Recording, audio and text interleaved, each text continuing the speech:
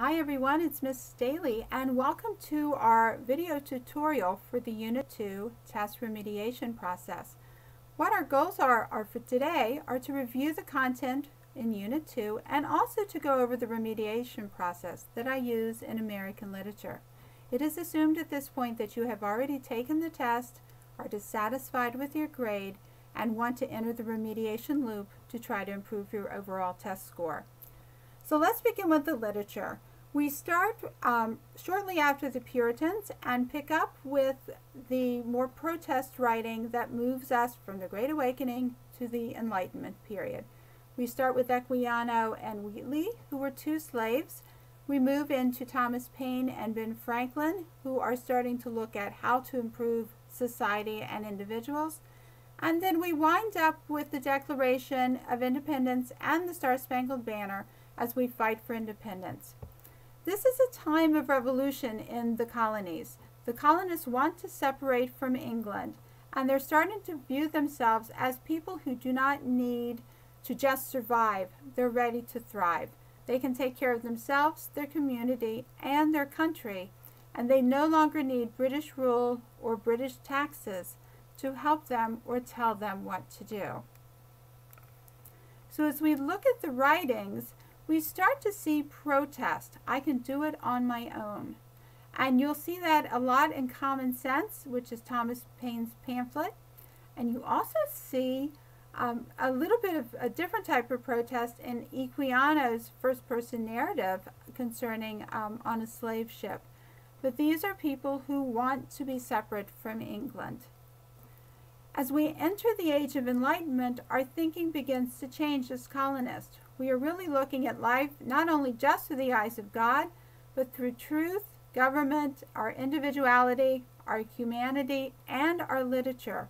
So God no longer holds us all together. It is many things that bring us together as a society and from which we can build and grow. So then if we continue our study of the Age of Enlightenment, we find that people are focused on reason, natural law, and natural rights.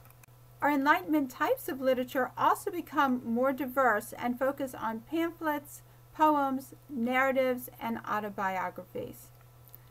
As readers, we're beginning to focus more on the qualities of moral perfection, and we're trying to improve ourselves as people.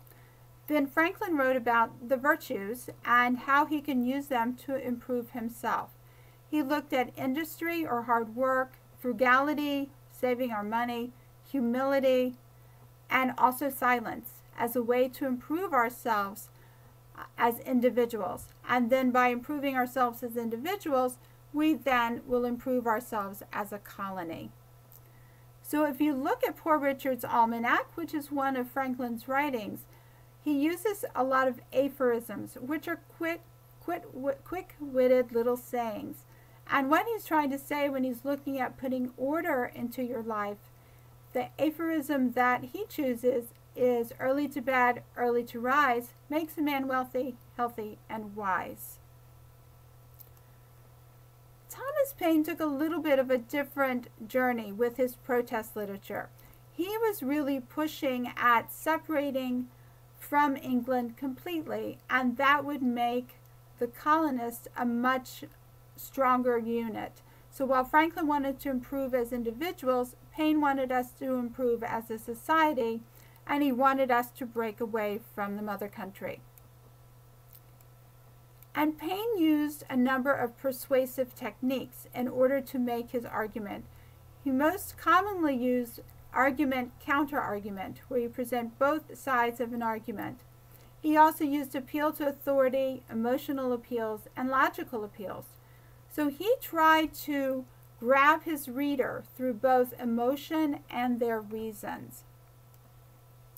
So if you consider what Franklin and Paine were trying to do as writers, they were trying to show that we didn't need England to take care of us as a country, and that we could take care of ourselves, both through our own development and also through societal development. Now to move on to a different flavor of the Enlightenment period, we can begin to look at the slavery literature written by Equiano and Wheatley. Both were slaves, however, they had different perspectives of slavery. Equiano wrote a first-person narrative, which was called Aboard a Slave Ship, and it used very dramatic, very descriptive sensory details to talk about the horrors of slavery. And he specifically talked about the way slaves were treated and created, in essence, a historical record. There was a very negative tone and overview to what he believed about slavery. Wheatley was just the opposite. While she too was a slave who was brought over on a boat, she wrote poetry, and she saw slavery as the way that led her to God. So she was so grateful and so humbled by the fact that she was given this gift of religion and faith through slavery. So her tone and voice is very different in her American writing. But to give you an idea of what Equiano looks like in terms of his writing, he talks about how the slaves would rather jump off the ship and die versus being a slave. So remember that passage. It's very vivid, it's very descriptive, and it engages all of your senses. So you've now completed the tutorial. So what do you do this time? There's a survey for you to complete. If you answer the questions on the survey correctly, you need to K-mail me, and I will unlock the test for you.